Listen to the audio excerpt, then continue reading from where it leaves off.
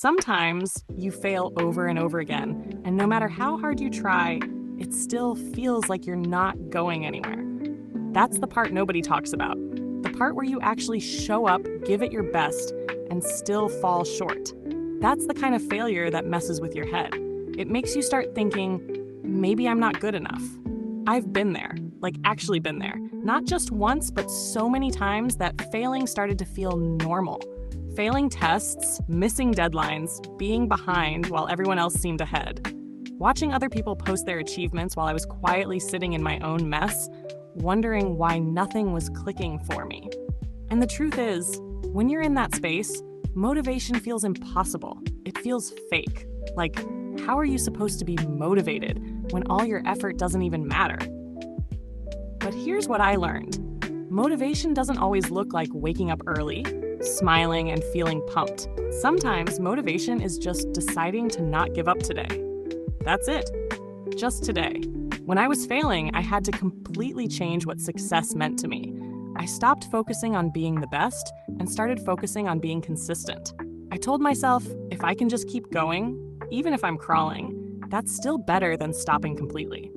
And honestly, that mindset kept me alive in the darkest academic and personal moments of my life. I also had to stop tying my self-worth to outcomes. Your grades, your performance, your numbers, none of that defines who you are. You're not your failures. Failing is something that happens to you, not who you are. And once you really let that sink in, things get a little lighter. Not easier, but lighter. There were days I studied for hours and still failed the exam. I'd go home feeling like garbage, thinking maybe I just wasn't cut out for it. But I kept going, not because I believed in myself all the time, but because deep down, a tiny part of me didn't want to let failure win. And that was enough. If you're in that place right now, where nothing's working, where you feel stuck and tired and done, I'm not going to sit here and tell you to just work harder. You already are. What I will say is, keep going anyway. Cry if you need to. Take breaks. Let yourself feel defeated. But don't stop. One small step every day is still a step, even if it's just opening your notes. Even if it's just reading one paragraph. Even if you get everything wrong, at least you showed up. And the more you show up, the more you slowly start to climb out of the hole you're in. Eventually, you'll look back and realize you weren't stuck forever.